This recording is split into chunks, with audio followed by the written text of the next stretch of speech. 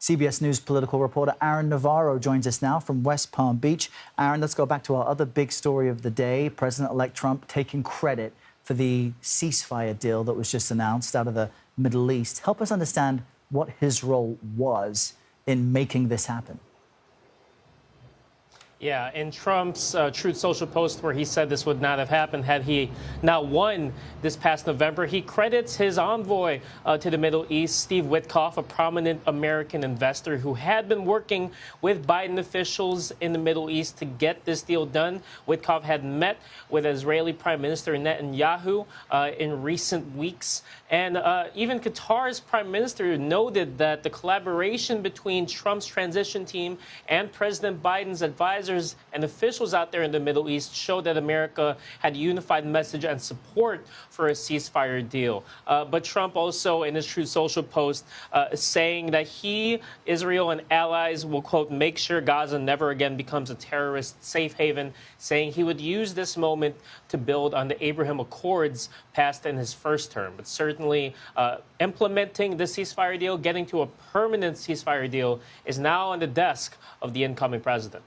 And we understand that as Mr. Trump jumps back into the White House next week, he's prepared to issue more than 100 executive orders on his first day. What do we know about that?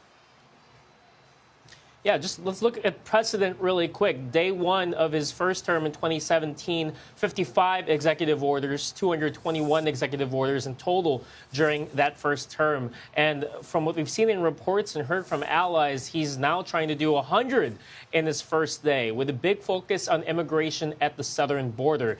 Things like reinstituting Title 42, the COVID-era rule when it comes to immigration at the southern border that blocked migrants from applying for asylum.